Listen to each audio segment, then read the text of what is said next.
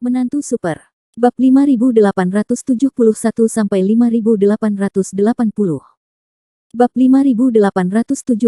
Mari kita berdiskusi. Diskusi macam apa? Tidak ada yang perlu kubicarakan dengan orang sepertimu. Makhluk misterius itu tampak tertekan. Namun, dia tidak memiliki banyak tindakan fisik yang perlu ditolak. Han Sanqian tahu betul bahwa orang ini masih bersedia mendengarkan rencana penyelesaiannya. Beritahu aku jawaban yang kuinginkan. Pertarungan antara kau dan aku untuk sementara sudah berakhir. Aku akan menjalankan urusanku.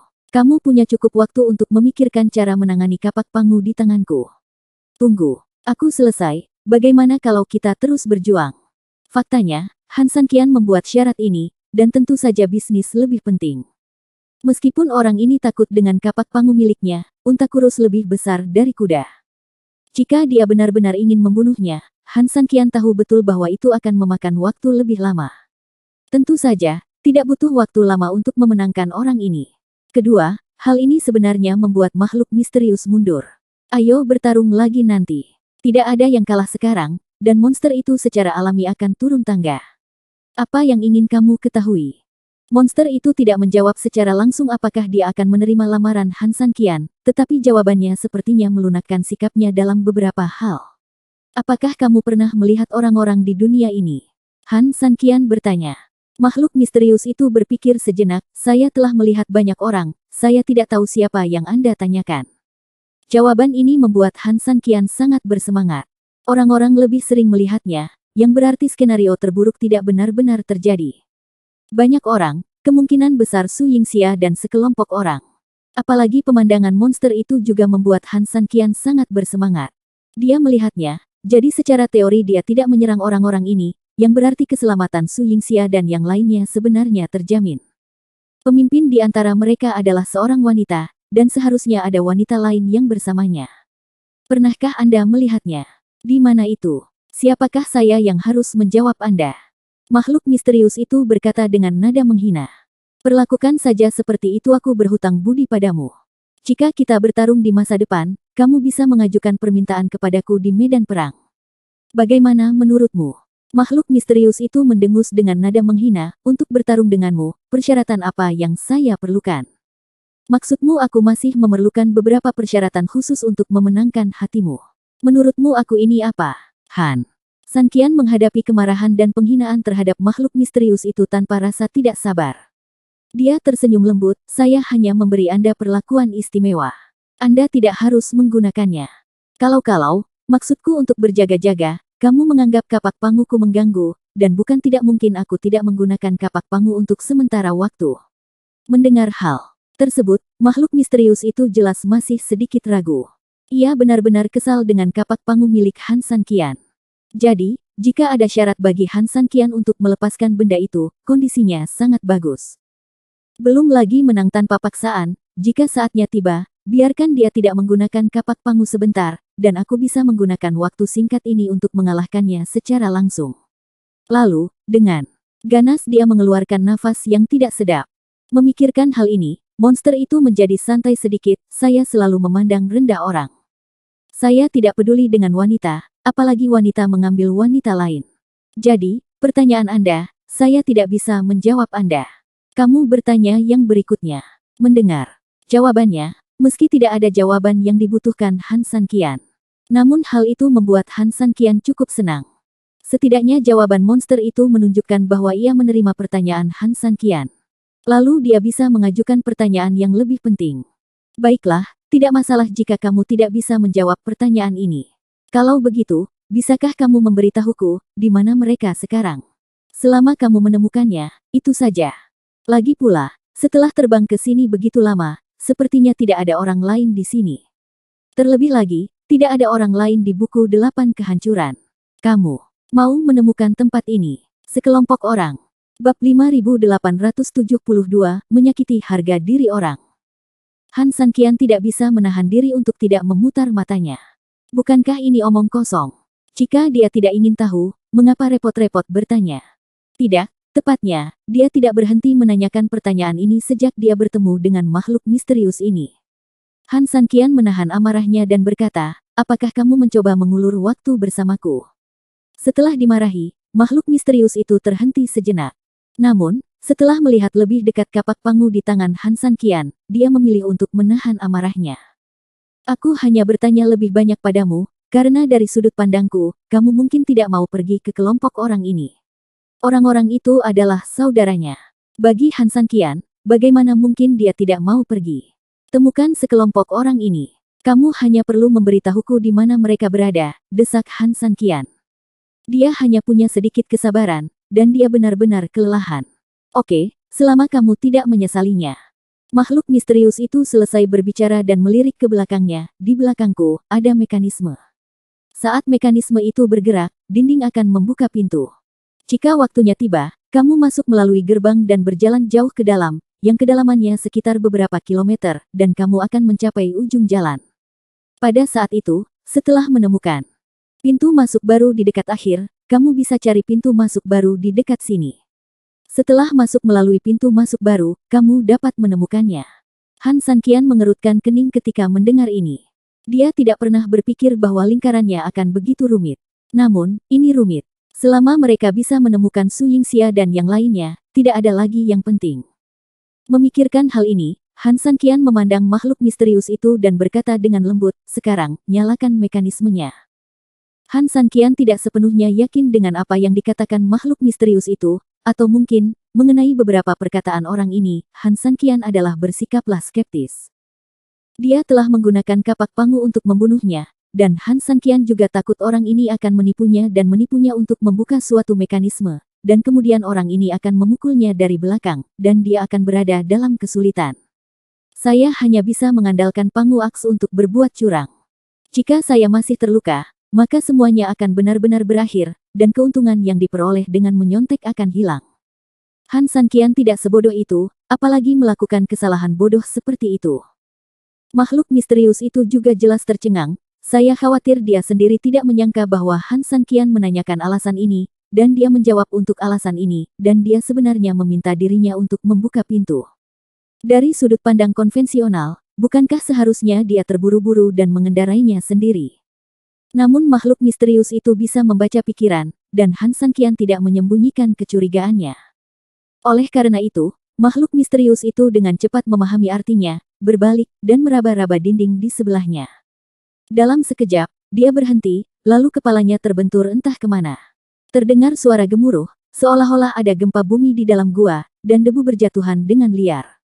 Sebuah pintu yang tertutup lumpur perlahan terangkat, memperlihatkan terowongan yang dalam di dalamnya tetapi tidak terlihat oleh kamera. Makhluk misterius itu melirik ke arah Han San Qian dan menemukan bahwa orang ini tidak terburu-buru untuk langsung masuk. Dia tidak bisa menahan diri untuk tidak berkata, "Apa, nak, saat ini, apakah kamu masih ragu apakah aku berkomplot melawanmu?" "Ya, ya." Han San Qian memang masih membuat perhitungan di hatinya saat ini. Lagi pula, adakah kemungkinan makhluk misterius itu mengetahui bahwa ia ingin sekali mencari orang, sehingga ia memanfaatkan hal tersebut dan sengaja membuka pintu penjara bawah tanah untuk dirinya sendiri? Begitu masuk, orang ini akan langsung menutup pintunya. Sial, bukankah itu kura-kura di dalam guci? Dasar jalang, jika aku ingin membunuh orang atau menyiksa orang, aku selalu bersikap jujur. Kenapa aku harus menggunakan cara ini bersamamu? Jika kamu ingin masuk, kamu bisa masuk. Jika kamu tidak ingin masuk, aku akan menutup pintunya. Makhluk misterius itu merasa martabatnya tersinggung. Masuk akal dan dapat dimengerti jika dia meragukannya sekali. Namun, jika dia meragukan satu hal tanpa henti, itu akan terlalu berlebihan. Bagaimanapun, dia adalah seseorang dengan kemampuan dan status tertentu. Dia secara alami menempatkan dirinya relatif tinggi di hatinya. Perilaku Han San Qian sangat melukai harga dirinya. Masuk atau tidak? Semakin aku memikirkannya, semakin aku merasa tertekan, dan suara makhluk misterius itu semakin keras. Bab 5873 sungguh memalukan. Han San Qian berpikir sejenak dan mengertakkan giginya. "Masuk, kenapa kamu tidak masuk? Aku berani bertanya padamu, apa yang tidak berani kamu masuki?" Han San Qian bukan hanya bahkan, dia serius mempertimbangkan pro dan kontranya. Pada akhirnya, Han San Qian mengambil keputusan. Tidak mungkin. Keselamatan Su Yingxia dan semua orang penting, jadi meskipun yang ada di depan Han San Qian adalah gunung pedang, lautan api, atau jurang maut, Han San Qian harus gigit jari dan melompat ke bawah. Selama masih ada secercah harapan, Han Sanqian tidak akan menyerah. Jika makhluk misterius ini benar-benar berhati buruk dan sengaja memasang jebakan untuk dirinya sendiri, maka dia akan masuk ke sana tanpa ragu-ragu. Tidak mungkin, Han Sanqian tidak punya pilihan. Dan, meskipun demikian, berdasarkan pengamatan Han Sanqian terhadap makhluk misterius ini dan pengalaman masa lalunya bertemu orang dan benda, makhluk misterius itu tidak boleh melakukan hal-hal licik seperti itu. Beberapa orang dilahirkan dengan cara ini. Jangan khawatir tentang betapa tidak masuk akal dan kejamnya dia setiap hari, tetapi ada beberapa keuntungan bagi orang-orang ini, jadi mereka akan tetap berpegang pada keuntungan mereka sendiri. Sama seperti yang disebut penganut Tao, mereka cukup buruk, tetapi orang-orang yang menganut Tao juga memiliki aturannya sendiri yang tidak dapat dilanggar. Itulah intinya. Han Sanqian langsung menuju pintu masuk. Makhluk misterius itu melihat ke belakang Han Sanqian saat dia hendak masuk, dan akhirnya tidak bisa menahan raungannya. Han Sanqian kembali menatapnya seolah dia idiot. Han Sanqian bertanya, apakah ada yang salah? Dia melihat sekeliling dan tidak melihat ada yang aneh. Makhluk misterius itu berada pada jarak yang aman darinya. Oleh karena itu, Han Sanqian benar-benar tidak tahu apa maksud orang ini dengan tiba-tiba mengeluarkan suara seperti itu. Makhluk misterius itu sedikit malu. Hei, kamu tidak bisa menggonggong jika tidak ada pekerjaan. Tempat ini adalah wilayahku. Aku bisa menggonggong jika aku mau. Itu bukan urusanmu. Makhluk misterius itu sangat tertekan. Sebenarnya, itu tidak ada hubungannya dengan teriakannya. Alasan. Mengapa kian? Terutama karena Han Sanqian telah meragukannya beberapa kali. Oleh karena itu, setelah melihat bahwa Han Sanqian akan pergi dari sini sepenuhnya, semakin dia memikirkannya, semakin marah dia. Akhirnya, dia memutuskan untuk menggunakan metode mengaum ini untuk menakut-nakuti Han Sanqian. 3000 lompatan. Akibatnya, Han Sanqian tidak takut, melainkan ketakutan melihatnya seperti orang idiot, bagaimana mungkin dia tidak merasa malu. Idiot. Tanpa mengucapkan sepatah kata pun, Han Sanqian langsung masuk. Detik berikutnya, pintu tertutup secara otomatis, dan makhluk misterius yang dimarahi oleh Han Sanqian melompat marah. Tidak apa-apa menyebut seseorang bodoh, bukan karena dia tidak tega disebut bodoh, tapi masalahnya nada bicara Han Sanqian benar-benar membuatnya tidak nyaman. Ini bukan omelan langsung dan mudah tersinggung, juga bukan omelan dengan detail lainnya. Itu sangat hambar dan acuh tak acuh. Namun, terkadang justru inilah yang paling menyakitkan. Dia benar-benar ingin mendapatkan Han Sanqian kembali dan kemudian berteriak padanya, tetapi ketika dia berbalik, pintunya tertutup dan dia tidak bisa berbicara omong kosong, dia hanya bisa mengertakkan gigi dan menghentakkan kakinya dalam depresi. Jangan biarkan aku bertemu denganmu lagi. Tidak, orang ini akan kembali cepat atau lambat. Ketika saatnya tiba, tidak bisakah kita menyelesaikan masalah dengannya? Makhluk misterius itu memikirkannya. Dan merasakan itu. Itu masuk akal. Namun, karena saya berencana menimbulkan masalah baginya dalam perjalanan pulang, ada satu hal yang harus diselesaikan secepatnya. Itulah kapak pangu di tangan Han Sanqian. Orang ini memegang kapak pangu. Dia terlalu galak. Bahkan jika dia kembali dan menggunakan metode yang sama untuk menghadapiku, aku tidak akan mampu menahannya. Jadi, jika aku ingin mendapatkan kembali tempatku di depan orang ini, pertama-tama aku harus berpikir tidak ada cara untuk menahan kapak pangu. Kapak pangu adalah raja dari segala senjata. Ia tidak bisa dihancurkan. Sama sulitnya dengan mendaki ke langit untuk menahan ujungnya. Aku ingin untuk membuat sesuatu yang dapat menahan pangu aks tanpa bertanya, tapi setidaknya bisakah kamu melawanku sedikit lebih lama? Selama aku bisa menolaknya sebentar, aku bisa menggunakan sedikit waktu ini untuk menyelesaikan pembunuhan orang ini. Hah, kalau begitu, semua rasa sakit yang kuderita hari ini akan hilang. Aku harus membalas amarahku dari orang itu. Nenek, aku akan menyiksamu sampai mati. Aku akan mempermainkanmu sampai mati. Hanya di sini bagaimana aku bisa menghilangkan kebencian di hatiku. Memikirkan hal ini, dia tiba-tiba mencibir di dalam hatinya. Aku punya banyak nyawa. Aku akan menemukan beberapa hal baik untuk dipusingkan. Jalang, adil tunggu aku. Setelah mengatakan itu, makhluk misterius itu menghilang dari tempatnya. Bab 5874 Asli. Saat ini, Han Sanqian menemui masalah baru tidak lama setelah memasuki pintu masuk. Mungkin saya tidak terlalu memperhatikan detailnya saat itu, atau mungkin saya menyadarinya tetapi tidak memikirkannya. Detail ini adalah kata yang keluar dari mulut makhluk misterius itu.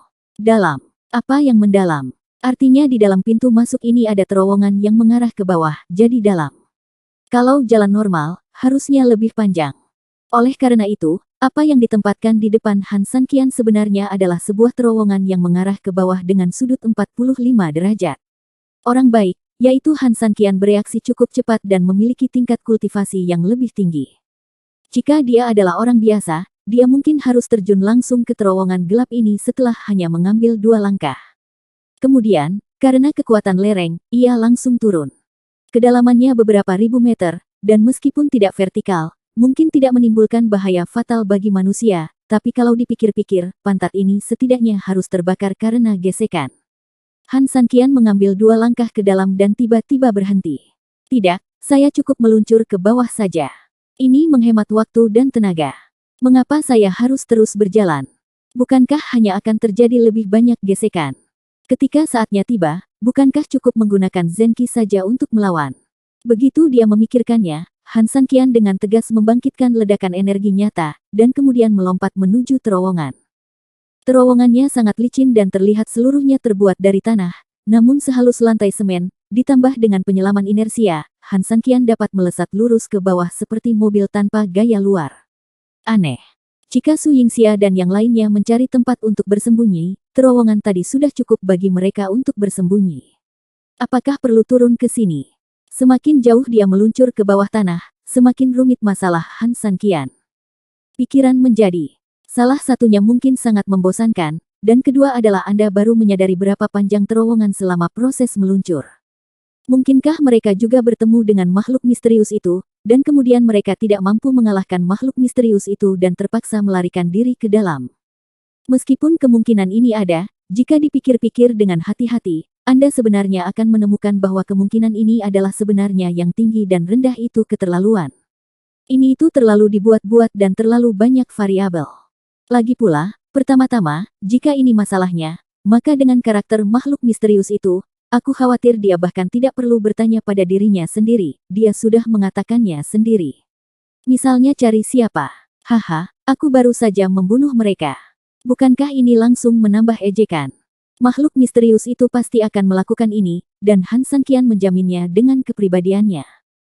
Meskipun saya baru saja melakukan kontak dengannya, ada beberapa orang yang Anda sudah dapat mengetahui kepribadian dan perilakunya secara umum segera setelah Anda melakukan kontak dengan mereka. Kedua, ketika saya memasuki terowongan tadi, saya tidak masuk begitu saja tanpa melihat apapun.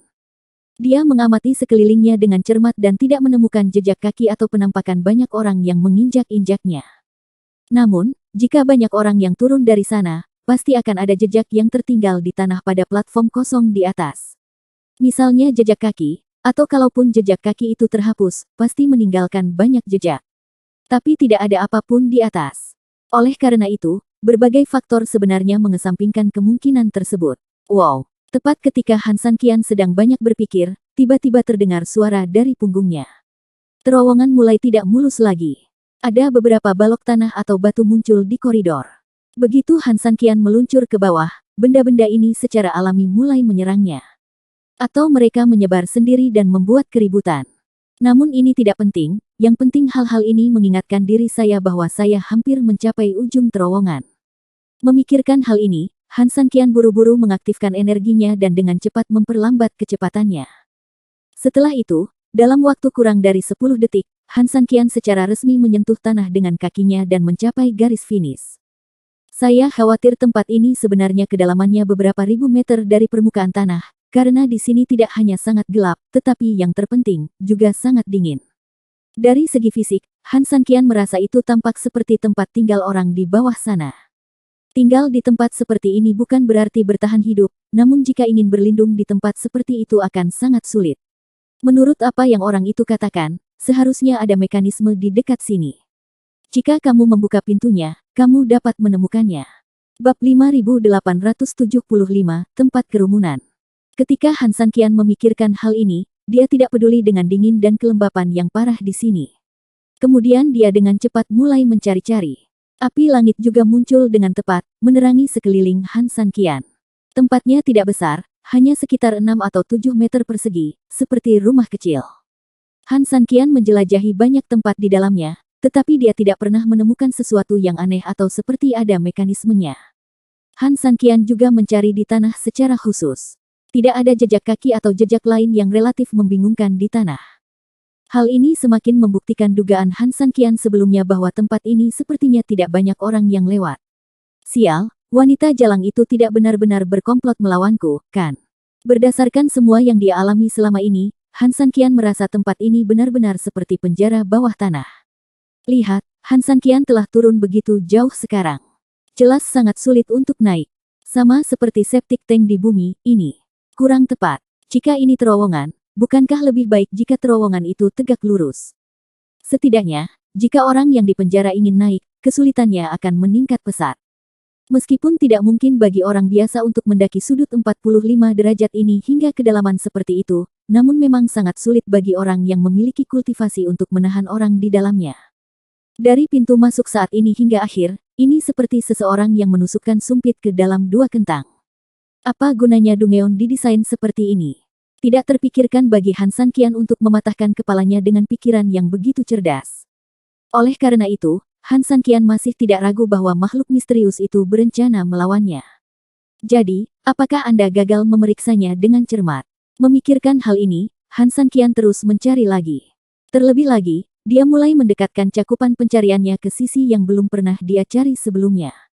Ya, itu hanya kakiku sendiri tanah ini di bawah. Karena berada di bawah kakinya, logikanya Han Sanqian biasanya tidak akan mencarinya di sini. Lagi pula, jika mekanismenya dipasang di tempat seperti itu, begitu seseorang datang, akan mudah untuk memicu mekanisme tersebut secara tidak sengaja dengan berjalan di sekitar sini. Apa gunanya agensi? Kedua, begitu Han Sanqian masuk, yang lebih penting, dia mengamati bekas-bekas di tanah di bawah kakinya, padahal dia tidak memiliki pemahaman dan penyelidikan yang mendalam terhadap daerah mereka. Sekarang kita telah mencari kemana-mana, jika kita masih harus terus mencari, maka inilah satu-satunya tempat yang tersisa. Setelah meraba-raba sekitar 10 menit, tepat ketika Han Sanqian hendak menyerah, dia tiba-tiba mengerutkan kening di tengah ruangan. Dia melihat ke bawah dan melihat tanahnya tampak tidak rata. Awalnya, ini bukan apa-apa, tapi entah kenapa, Han Sanqian merasa ada sesuatu di bawahnya. Dia menggerakkan tangannya dan menggali tanah. Ternyata penggaliannya tidak terlalu dalam, sekitar beberapa sentimeter, perlahan muncul sesuatu. Han Sanqian sedikit mengernyit, lalu tanpa sadar menggali lebih dalam dan melebarkannya. Akhirnya, sesuatu seperti batu nisan muncul dari kepalanya. Tepatnya, ini lebih mirip batu asah karena ukurannya sangat kecil. Namun, secara keseluruhan memang merupakan bentuk batu nisan. Han Sanqian menggalinya, dan api langit langsung menyinarinya dengan lebih jelas.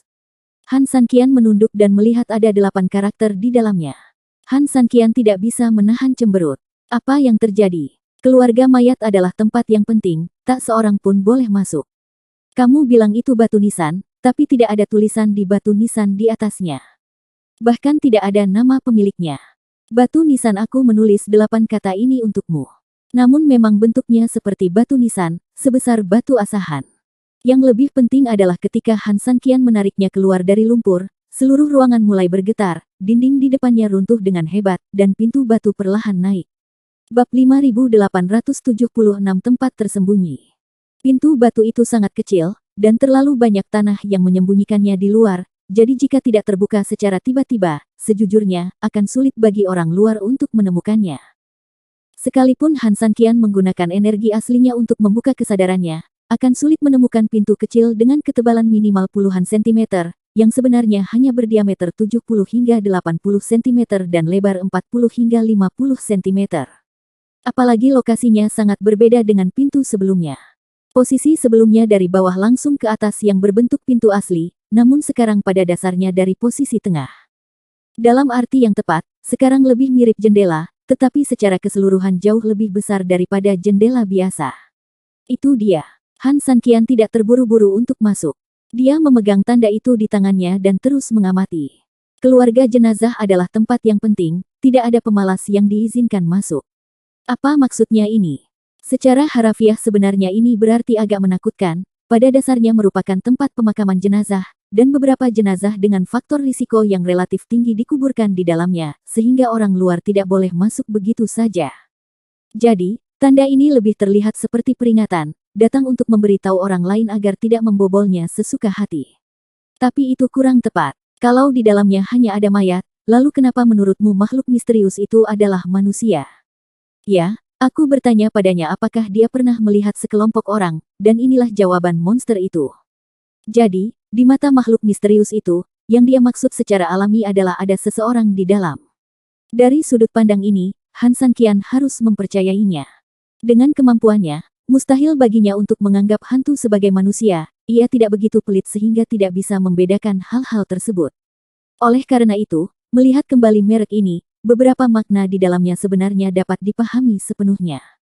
Begitulah adanya, sebenarnya lebih seperti cara untuk mengintimidasi orang, jangan sampai ada orang yang tidak terlihat masuk begitu saja dan merusak kehidupan orang-orang di dalamnya. Sama seperti keluarga Anmen asli, mereka hidup jauh di bawah tanah sepanjang tahun, menjalani kehidupan yang biasa mereka jalani, dan menjalani ritme tertentu yang sudah mereka kenal.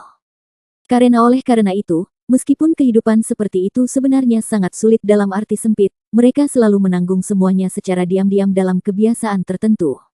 Dan, mulai menolak serah terima dari pihak luar. Ini adalah refleksi naluriah.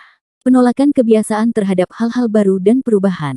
Memikirkan hal ini, Han Sanqian meletakkan tanda itu dan perlahan berjalan menuju jendela yang terbuka. Dia melihat ke dalam. Logikanya, suhu di dalam seharusnya lebih dingin daripada di luar, karena bagian dalam relatif lebih dalam ke dalam tanah, sehingga secara alami akan menjadi lebih dingin karena pengaruh kedalaman tanah. Namun nyatanya, Han Sanqian bisa dengan jelas merasakan angin panas menerpa wajahnya dari dalam. Kedua, meskipun ruangannya sangat besar dan gelap gulita, Han Sanqian dapat dengan jelas merasakan bahwa sebenarnya ada cahaya di tengahnya. Dari kejauhan terlihat seperti sebuah desa. Memikirkan hal ini, Han Sanqian langsung terbang, masuk, dan dengan cepat terbang menuju tempat dengan lampu. Dan tepat setelah Han Sanqian terbang masuk, pintu seperti jendela di luar juga segera ditutup. Han Sanqian ada di dalamnya, dan baru sekarang dia bisa merasakan suhunya dengan lebih jelas. Suhu tubuh secara keseluruhan relatif sejalan dengan suhu tubuh. Agak dingin. Bagi orang awam, suhu ini lebih seperti musim gugur, tetapi bagi orang yang berbudaya seperti Han Sanqian, suhu ini pada dasarnya dianggap sebagai keadaan normal. Ruang ini sangat besar, seolah-olah ini adalah dunia bawah tanah. Bahkan jika Han Sanqian terbang, dibutuhkan waktu hampir 7 atau 8 menit untuk terbang ke titik terang di tengahnya. Akhirnya, jaraknya semakin dekat, dan tempat bercahaya itu terungkap sepenuhnya di depan Han Sanqian. Yang membuat Han Sanqian senang dan bersyukur adalah tempat penyalaan lampu tersebut ternyata adalah sebuah desa yang tidak terlihat terlalu kecil atau terlalu besar. Ada sekitar 40 rumah tangga di tempat ini, yang lebih menakjubkan lagi adalah lingkungan tempat ini, dikelilingi oleh hutan di semua sisinya, membuat orang merasa seperti keluar dari dunia ini. Bab 5877 Taoyuan. Lagi pula, di dunia bawah tanah ini, Anda tiba-tiba melihat sebuah desa yang dikelilingi hutan dan sungai besar mengalir melaluinya, tentu saja terasa sangat ajaib. Hal ini membuat Han Sanqian sangat percaya diri. Jika tempat bawah tanah ini ada di surga seperti itu, maka akan sangat baik bagi Su Yingxia dan yang lainnya untuk bersembunyi di dalamnya. Ada tempat seperti itu di buku 8 kehancuran. Mengapa saya belum menemukannya sebelumnya? Han Sanqian benar-benar tidak dapat memahami alasannya. Secara logika, kecil kemungkinan Han Sanqian tidak akan dapat menemukan sekelompok orang misterius seperti itu tidak jauh dari markasnya. Namun, jika dipikir-pikir dengan hati-hati, jika Han Sanqian tidak pergi ke pegunungan dan menemukan seseorang bersembunyi di tempat seperti ini, akan sangat sulit untuk mencapai tempat ini ribuan meter di bawah tanah. Oleh karena itu, meski kaget, sebenarnya bisa dimaklumi bahwa hal ini normal.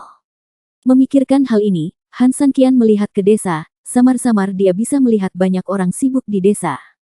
Ada yang menenun di depan pintu, ada pula yang bekerja di ladang di depan pintu, lengkap sekali pemandangan bertani. Wow! Han Sanqian menemukan tempat dan mendarat. Kebetulan ada tempat di mana 4 keluarga berada relatif dekat satu sama lain, seperti halaman. 4 orang perempuan sedang menenun di depan setiap rumah, 3 orang laki-laki dewasa sedang bertani di sawah, dan 2 orang laki-laki tua dan seorang anak sedang beristirahat di halaman. 2 lelaki tua sedang duduk di sana, tampak mengobrol, sementara anak-anak sedang bermain di sebelah mereka. Situasi ini jelas cocok bagi Han Sanqian untuk bertanya, dan pemandangan kehidupan seperti ini sebenarnya adalah pemandangan nyaman dan hangat yang ingin dilihat oleh Han Sanqian sendiri. Suatu ketika, dia sendiri memiliki keinginan, yaitu membawa Su Yingxia mencari tempat seperti ini dan menghabiskan sisa hidupnya dengan nyaman. Setiap orang mengejar rumah mewah, mobil mewah, dan menjalani kehidupan kaya yang patut ditiru, dan memperjuangkannya sepanjang hidup mereka. Namun, bagi banyak orang sukses, kehidupan seperti itu sebenarnya adalah hal yang paling membuat mereka bosan. Kecepatan yang cepat, kelelahan dan tekanan menekan kualitas hidup masyarakat, sehingga mereka akan mulai kehilangan keadaan kehidupan manusia biasa yang paling sederhana, paling primitif, dan paling orisinal. Kehidupan pastoral inilah yang sebenarnya merupakan kehidupan asli yang dirindukan banyak orang. Kemunculan Han Sanqian yang tiba-tiba jelas mengagetkan beberapa orang yang sedang bertani dan menenun. Kedua lelaki tua yang sedang mengobrol itu hampir terjatuh ke tanah karena ketakutan. Anak-anak yang sedang bermain sudah tidak berminat lagi untuk bermain, dan dengan cepat mendekati pelukan lelaki tua yang paling dekat dengan mereka, menatap Han Sanqian dengan rasa takut. Han Sanqian tersenyum lembut, "Jangan gugup, jangan takut. Nama saya Han Sanqian, dan saya tinggal di dekat sini. Namun, saya dulu tinggal di atas tanah. Beberapa hal telah terjadi di sana baru-baru ini. Beberapa bencana telah terjadi di dunia ini, jadi orang-orang di atas." Lelaki tua yang menggendong seorang anak tidak bisa menahan diri untuk tidak mengerutkan kening dan bertanya. "Ya," kata Han Sanqian. Kedua lelaki tua itu saling memandang lalu mengangguk. "Lalu mengapa kamu datang kepada kami?" "Untuk menghindari perang." Han Sanqian menggelengkan kepalanya dan berkata, "Tidak ada perang di sana, tetapi beberapa bencana geologi. Saya tidak dapat menjelaskannya kepada Anda saat ini. Disingkatnya, dunia di atas pada dasarnya telah dihancurkan dan tidak dapat dihuni." Kedua lelaki tua itu saling memandang lagi, tetapi kewaspadaan di mata mereka jelas-jelas rileks, meski tetap dipertahankan. "Semuanya, aku tidak punya niat buruk, dan aku tidak datang ke sini untuk mencari tempat tinggal bersamamu. Aku hanya datang untuk mencari seseorang," Han Sanqian bertanya. "Mencari seseorang? Siapa yang kamu cari?" tanya lelaki tua itu. Han Sanqian berkata, "Saya ingin bertanya kepada Anda semua, apakah sekelompok orang telah masuk ke sini baru-baru ini? Mereka harus seperti saya dan orang-orang dari atas." Kedua lelaki tua itu saling memandang untuk ketiga kalinya. Setelah itu, lelaki tua itu berkata, "Hanya kamu yang tiba-tiba datang ke tempat kami. Tidak ada orang lain selain kamu. Jadi, jika kamu mencari seseorang, kamu mungkin mencari di tempat yang salah." Setelah mendengar ini, Han Sanqian dia merasa sedikit putus asa untuk sesaat, tetapi dia dengan jelas memperhatikan bahwa lelaki tua di sebelahnya tampak ragu-ragu untuk berbicara. Bab 5878 Monster di Desa. Perubahan berbeda pada ekspresi lelaki tua itulah yang menghidupkan kembali harapan Han Sanqian yang telah padam. Mungkinkah kelompok orang ini sengaja tidak mau mengatakan kebenaran karena takut akan masalah, atau takut musuh mereka akan menyelesaikan masalah dengan Su Yingxia dan lainnya? Memikirkan hal ini, Han Sanqian buru-buru berkata, "Orang tua, orang-orang itu adalah teman dan kerabat saya, jadi tolong katakan yang sebenarnya." Untuk menekannya, Han Sanqian terus menambahkan, "Dalam perjalanan ke sini, saya bertemu makhluk misterius yang sangat aneh. Dia memberitahuku bahwa dia melihat sekelompok orang masuk ke sini. Itulah sebabnya aku menemukan tempat ini. Jauh-jauh." Tentu saja, makhluk misterius itu tidak memberitahu Han secara pasti. Informasi Han Sanqian tentang Sanqian sebenarnya hanya punya satu tujuan, yaitu setelah melihat lelaki tua itu ragu-ragu berbicara, Han Sanqian ingin langsung menipu. "Saya ingin menggunakan metode ini untuk memaksa orang-orang ini mengakui kebenaran." Lelaki tua yang berbicara itu kembali menatap lelaki tua lainnya dan sedikit mengernyit. "Tetapi memang benar bahwa kami belum melihat banyak orang yang datang akhir-akhir ini. Desa ini hanya memiliki 42 rumah tangga dan jumlah penduduk lebih dari 100 orang. Ini bukan tempat yang besar. Jika ada masalah, kami juga akan melakukannya. Tidak mungkin kita tidak dapat menemukannya." Lelaki tua lainnya juga mengangguk. Han Sanqian dengan cepat memusatkan perhatiannya pada lelaki tua itu. Dia telah memperhatikan lelaki tua yang ragu-ragu untuk berbicara ini, tetapi sebelumnya, dia tidak bisa terus-terusan menangkap orang lain hanya karena orang tersebut tidak normal. Itu hanya akan membuat musuh waspada dan membuat pihak lain lebih waspada terhadap apa yang salah dengan mereka, sehingga mempersulit Han Sanqian untuk bertanya. Sekarang, dia bisa secara sah pergi menemui lelaki tua itu, dan lelaki tua itu akan merasakan lebih banyak tekanan karena hal ini, dan dia mungkin bisa mengatakan sesuatu.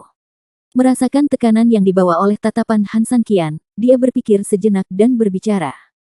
Lao Yu, maksudku, mungkinkah sekelompok orang benar-benar datang ke sini, tapi mereka datang pada siang hari saat kita sedang istirahat. Mendengar hal tersebut, lelaki tua bernama Lao Yu yang sedang menggendong anak itu, mengerutkan kening sejenak. Tetapi, bahkan jika kita sedang beristirahat pada saat itu, kita seharusnya melihat mereka ketika kita bangun di malam hari. Maksud kakek Su, mungkinkah pada siang hari, bukan kita yang memasuki desa, tetapi di luar desa. Pada saat ini, seorang wanita yang berjalan di sampingnya mengeluarkan suara. Ada 3 orang wanita, 2 di antaranya adalah wanita paruh baya berusia sekitar 40 tahun, namun wanita di depan saya ini masih sangat muda, baru berusia sekitar 20 tahun. Dibandingkan dengan warna kulit 2 wanita pertama, dia memiliki kulit yang halus dan daging yang lembut, dan dia terlihat cukup cantik. Meski masih ada sedikit kotoran di wajahnya, seolah baru saja selesai bekerja di ladang, namun tak mampu menutupi pesona unik yang terpancar dari wajah cantiknya. Terlebih lagi, matanya yang jernih, bahkan seseorang seperti Han San Qian, yang telah melihat banyak keindahan, akan langsung tertarik dengan kecantikan dan kemurniannya. Han San Qian juga menyadari kesalahannya dan buru-buru menarik pandangannya. Gadis ini tidak ada di desa, apa artinya berada di luar desa? Apa yang ditanyakan Han San Qian jelas bukan apa yang dia maksud di permukaan. Yang dimaksud Han San Qian adalah meskipun Su Yingxia dan yang lainnya datang keluar dari desa, tapi, bukankah reaksi pertama orang-orang adalah bergegas ke desa secepat mungkin? Bahkan jika dia sampai di luar desa, dia akan tetap masuk. Han San Qian percaya bahwa pihak lain juga harus mengetahui logika yang sangat mendasar ini, jadi ketika pihak lain masih mengatakan ini, Han San Qian merasa kata-kata mereka pasti memiliki arti yang berbeda. Wanita muda itu mau tidak mau melihat lagi ke arah Han San Qian. Mungkin tidak banyak pria muda dan tampan di desa itu, dan penampilan Han San Qian jauh lebih luar biasa daripada kebanyakan dari mereka, jadi dia benar-benar tersipu sejenak. Pak ini tidak tahu apa-apa. Kalau ada yang datang ke tempat kami, seperti Anda, orang yang jatuh di desa kami dengan sendirinya akan ada di desa kami. Kalau dia jatuh di luar desa dan hari masih siang, nyatanya, dia masuk desa kita segera. Ketika Han San Qian mendengar ini, dia semakin mengerutkan keningnya. Nak, apa maksudmu dengan ini? Bab 5879 Perbedaan antara siang dan malam. Han San Qian benar-benar bingung. Kenapa susah sekali masuk desa kalau keluar desa? Apalagi kita perlu memisahkan siang dan malam.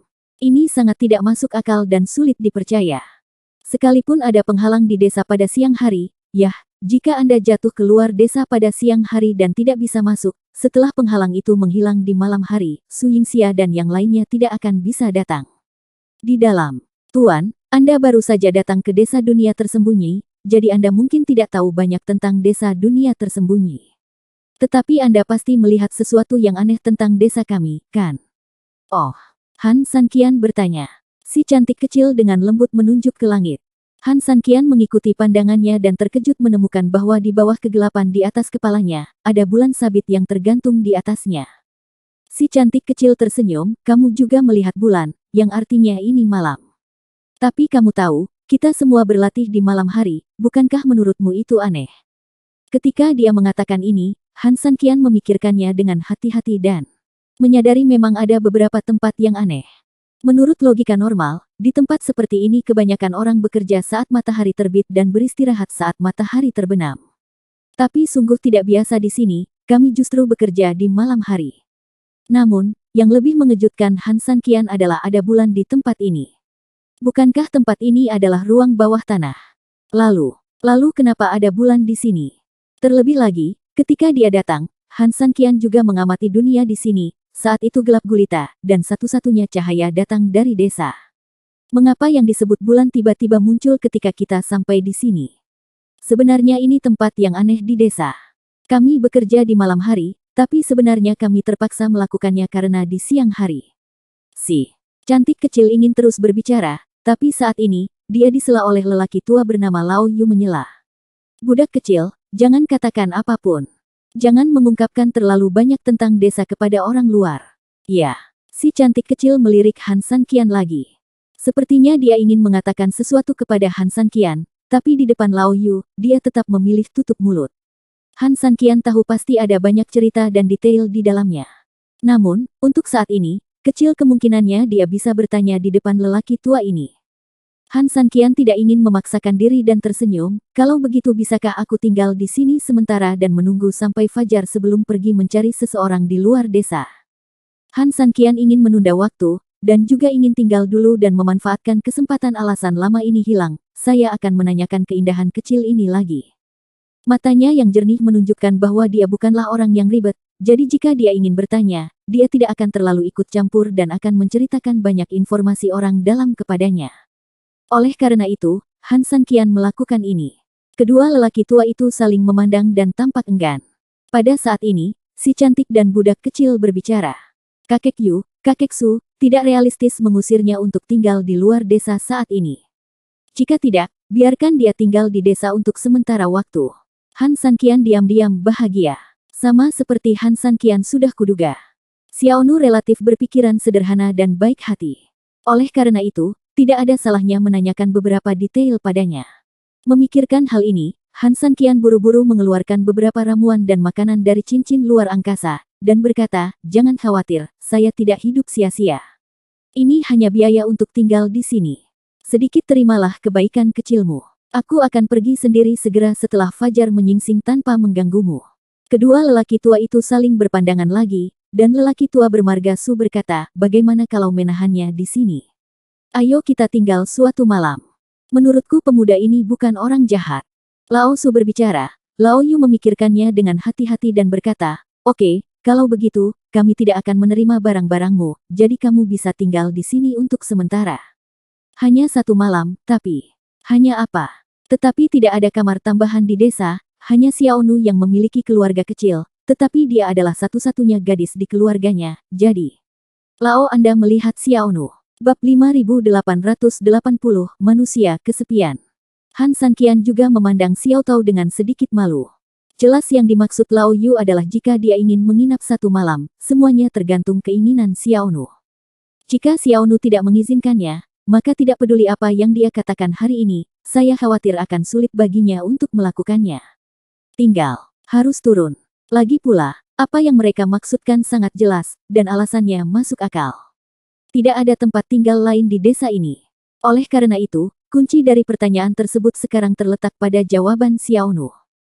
Namun, sungguh tidak mudah bagi Han Sanqian untuk bertanya lebih banyak kepada budak itu. Dia masih muda dan jelas hanya seorang gadis muda, sungguh tidak nyaman baginya untuk tinggal bersama seorang laki-laki. Tidak setuju sebenarnya adalah hal yang wajar. Memikirkan hal ini, Han Sanqian memandang Xiaonu dengan sangat malu sejenak. Dia tidak berani mengatakan bahwa dia tidak memiliki harapan apapun di matanya, tapi setidaknya di dalam hatinya dia benar-benar ingin Xiaonu setuju. Tidak apa-apa. Jika pria ini tidak keberatan dengan lingkungan buruk di sini, Xiaonu tidak punya pendapat lain, jawab Xiaonu dengan sedikit malu. Kedua lelaki tua itu saling memandang, mengangguk, lalu menatap Han Sanqian. "Saya ingin tahu apa maksud Anda, Tuan?" Lao Yu bertanya. Han Sanqian tertegun sejenak, lalu mengangguk berulang kali di detik berikutnya, "Tidak masalah, saya tidak punya masalah." "Terima kasih Nona Nu." Selama dia bisa tinggal, biarkan Han Sanqian langsung hidup di dalam babi. Belum lagi lingkungan tempat tinggalnya lebih buruk. Di dalam lingkaran, Han Sanqian tidak akan ragu sama sekali. Dia di sini untuk mencari seseorang, jadi dia tidak peduli dengan kondisi kehidupan. Lao Su melirik ke arah Lao Yu dan berkata, "Karena kedua belah pihak bersedia, biarkan pria ini menginap satu malam untuk sementara waktu." Lao Yu mengangguk, lalu memandang Han Sanqian dan berkata, "Baiklah, karena Xiaonu telah setuju, maka pria itu akan menginap di rumah Xiaonu malam ini. Namun, begitu hari mulai gelap besok pagi, kamu harus pergi dari sini. Saat kamu beristirahat di sini pada malam hari, cobalah yang terbaik." Mereka semua menginap di rumah Xiaonu. Desa tidak besar. Semua orang akan mengetahui apakah ada satu orang lagi. Dan kamu juga tahu bahwa Xiaonu hanyalah gadis berbunga kuning. Saat berita itu datang, "Pergi," saya khawatir kedengarannya tidak bagus, dan itu juga akan berdampak besar pada reputasi Xiaonu.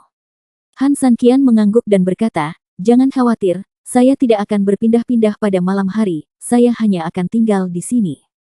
Han Sanqian awalnya ingin mengatakan bahwa aku akan tinggal di rumah sepanjang waktu, tetapi setelah memikirkannya, dia tidak memilih untuk mengatakannya secara langsung, tetapi menyediakan ruang tertentu untuk dirinya sendiri. Lagi pula, Han Sanqian sendiri adalah aku. Tidak, saya tidak ingin berbohong terlalu banyak, jadi jika saya mengatakannya terlalu keras sebelumnya, saya benar-benar harus menepati janji saya sendiri. Sebaliknya, saya akan sangat dibatasi. Lao Su dan Lao Yu meskipun dia sudah tua, dia masih seorang lelaki tua di desa. Secara relatif, dia jujur dan jujur. Faktanya, mereka berdua tidak mendengar petunjuk apapun tentang perkataan Han San Qian. Kuan Dang berpikir bahwa apa yang dikatakan Han San Qian hanyalah jaminan dan sumpah. Mereka berdua menatapku, dan aku melihatmu, dan akhirnya mereka berdua mengangguk. Oke, karena kamu sudah berjanji ini, kami juga yakin kamu bisa melakukannya. Baiklah, budak kecil, masuklah ke dalam rumah dulu untuk membuat pengaturan. Ya. Xiao Nu mengangguk patuh, lalu menatap Han San Qian dengan malu-malu, Tuan, tolong ikuti Xiao Nu ke dalam rumah dulu.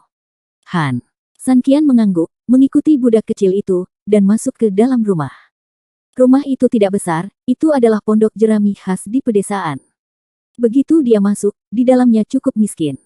Namun, gadis itu bagaimanapun juga, rumahnya adalah rumah anak perempuan, walaupun sederhana dan miskin, namun bagian dalam rumahnya rapi, bersih dan sangat rapi, apalagi di banyak tempat ada yang dibuat dari bunga kering dan bunga segar, dekorasinya terlihat sangat indah. Dan memiliki wangi bunga yang ringan. Meski secara keseluruhan rumah ini memang kurang bagus, namun mengandalkan kerapian pemiliknya dan dekorasi yang disengaja membuat tempat tersebut terlihat berbeda untuk sementara waktu. Di tempat mewah manapun, pilihlah juga tempat mewah itu. Han San Qian sedikit terobsesi dengannya untuk sementara waktu. Saya khawatir dalam hidup, kehidupan pastoral hanya itu. Bukankah ini yang diimpikan oleh Han San Qian sendiri? Semacam kehidupan. Saat saya memikirkannya, Xiao Nu datang lebih